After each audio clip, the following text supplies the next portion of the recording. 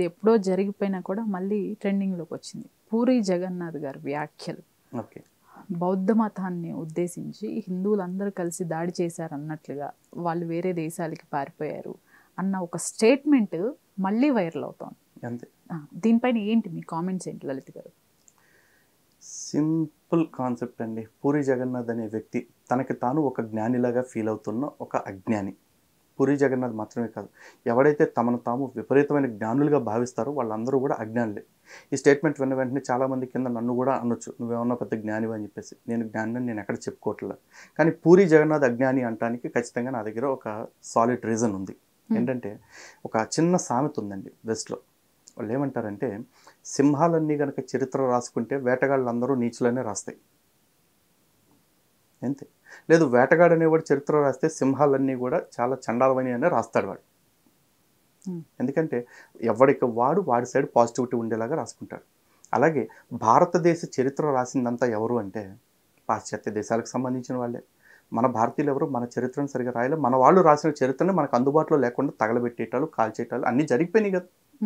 ఇప్పుడు మనం చదువుకుంటున్న చరిత్ర ఎవరిది? ఒక మ్యాక్స్ ముల్లర్ రాస్తేనో, లేకపోతే మెకాలే విద్యా విధానం ప్రకారం వచ్చిన చరిత్ర చదివితేనో, రొమెల్లా థాపర్ రాసిందో ఇవే చదువుతున్నారు మన వాళ్ళు. ఇవన్నీ చదివే వాళ్ళకి భారతీయ సంస్కృతి గొప్పతనం ఎలా తెలుస్తుంది?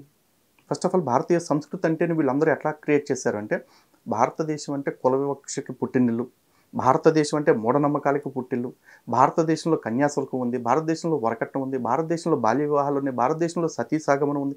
ఇలాంటి మాటలతోటే కదా అన్నిటిని మార్చేశారు. చిన్నప్పుడు అన్నీ ఇవే కదండి, ఇవన్నీ చదువుకుంటున్నారు కదా. మరి ఇలాంటివే చదువుకుని పెరిగిన వ్యక్తో, లేకపోతే పెరిగిన తర్వాతే పూరి చదివాడు, అలాంటి మాటలని పుక్కెట పెట్టుకుని అదే జ్ఞానం అనుకుని బతికేస్తున్నాడు, మాట్లాడుతున్నాడు. ఆ మాటల్ని కాకపోతే ఇదివరకు ఎవరు పట్టించుకునేవాళ్ళు కాకపోవచ్చు. కానీ ఇప్పుడు హిందువులందరూ కూడా తమ నిజ చరిత్ర ఏమిటి అని ఒక అన్వేషణ స్టార్ట్ చేశారు. ఈ అన్వేషణలో వాళ్ళకి చాలా విస్తుపోయి నిజాలు తెలిసినాయి. ఆ నిజాలన్నీ తెలిసిన తర్వాత ఇలాంటి అబద్ధాలు ప్రచారంలోకి వస్తుంటే దాన్ని ఖండిస్తూ మరి వీడియోలు చేయకుండా ఎందుకుంటారు? ఈరోజున పూరి జగన్నాథ్ చెప్తున్నాడు, మనం ఎంత చిల్లరగాళ్ళంటే శాంతమూర్తులుగా చెప్పుకునే బుద్ధుడిని, బౌద్ధుల్ని కూడా ఈ దేశం నుంచి తరిమి కొట్టేశాం అని చెప్పి ఒక వాడకూడని పదం వాడాడు, మాదర్చోద్ అని చెప్పేసి. అలాంటి పదం వాడినోడికి నేను చెప్తున్నా, అరే మాదర్చోద్ ఎవడరా నీకు చెప్పింది? వాళ్ళందరూ శాంతమూర్తులు అని చెప్పేసి. వాళ్ళు చేతగానోళ్ళు. యుద్ధం చేతగానోడే శాంతి గురించి మాట్లాడతాడు. బౌద్ధులు శాంతిని పాటిస్తే తప్పే లేదు. కానీ బౌద్ధాన్ని పాటిస్తున్న రాజులు మేము రాజ్య రక్షణ కంటే కూడా మా శాంతికే ఎక్కువ ప్రయారిటీ ఇస్తాము అంటే, నువ్వు నేను చేతగానోడిని, నా రాజ్యాన్ని నేను కాపాడుకోవడానికి సిద్ధంగా లేను, ఎవడైనా వచ్చి ఆక్రమించుకునే ప్రయత్నం చేయండి, మేము సైలెంట్గా శాంతియుతంగా పక్కకు దొబ్బేస్తామని చెప్పేసి చెప్తున్నారు. అలాంటి రాజుల బారిన పడి నానా కష్టాలు పడుతున్న ప్రజలందరూ వెళ్ళి పుష్యమిత్ర శుంగ అనే ఒక రాజుకి మొరపెట్టుకుంటే, అటువంటి పుష్యమిత్ర శుంగుడు, అరే నువ్వు ఎప్పుడైతే క్షాత్రాన్ని విడిచిపెట్టేశావో నువ్వు రాజ్యాన్ని పాలించడానికి అర్హుడు కాదు, కాబట్టి తక్షణం ఈ రాజ్యాన్ని విడిచిపెట్టి పో అని చెప్పేసి అలాంటి వాళ్ళందరినీ తరిమి కొట్టడం జరిగింది. అక్కడ ప్రజలందరూ వచ్చేసి ఇదిగో మా రాజు మా ధనమాన ప్రాణాలని కాపాడలేకపోతున్నాడని మొత్తుకుంటే ఆ పరిస్థితులు వచ్చాయి. ఎవడు కొవ్వెక్కి ఎవరిని తరిమి కొట్ల. అలా భారతదేశంలోనే కనుక అటువంటి లక్షణమే ఉండి ఉంటే మన వాళ్ళు భారతదేశాన్ని కాదు ప్రపంచ దేశాలన్నింటిని ఆక్రమించుకుని ఉండేవాళ్ళు. ఏ రోజైనా విదేశీయులు వచ్చి మన మీద దండయాత్ర చేస్తే తిప్పికొట్టిన రాజుల్ని మనం చూస్తాం. కానీ మనంతట మనం స్వతహాగా పరాయి దేశాల మీద దండయాత్ర చేసి వాళ్ళని ఆక్రమించుకున్న రాజ్యాల పేర్లు చెప్పానండి.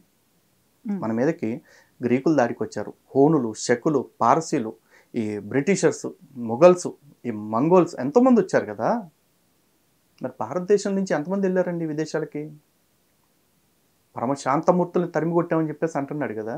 మరి నిన్న మొన్న ఆ పరమశాంతమూర్తులుగా ఉంటున్న బౌద్ధులు రోహింగ్యాలని బర్మా నుంచి తరిమి కొట్టారుగా, ఓచకోత కోసారు కదా. మరి బౌద్ధులే కాకడా ఆ శాంతిని విడిచిపెట్టి ఎందుకు తరిమి కొట్టారు?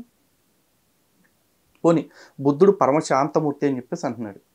బుద్ధుడు ఎలా చనిపోయాడు అనే మాటకి తథాగతుని అడుగుజాడలు అనే ఒక పుస్తకంలో చాలా క్లియర్గా రాశారు, 69వ పేజీలో ఉంది. ఓకే. బుద్ధుడు సోకరమర్ధము అంటే ఎండపెట్టిన బాగా ఎండిన పంది మాంసం ఉంటుంది కదా 80 ఏళ్ల వయసులో, ఆ పంది మాంసం తిని అనారోగ్యంతో తినదరక్క చనిపోయాడు. తథాగతుని అడుగుజాడలు అనే పుస్తకంలో చాలా క్లియర్గా రాస్తుంది ఆ విషయం. ఆ రోజు భిక్షపాత్రలో అది వచ్చింది కాబట్టి అది తిన్నాడు అంటారు. బుద్ధుడు పరమ జ్ఞాని అంటారు.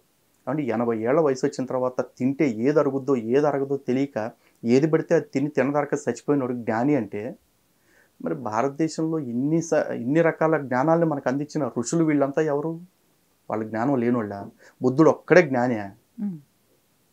ఏ రకంగా చరిత్రను తప్పుదారి పట్టిస్తున్నారు?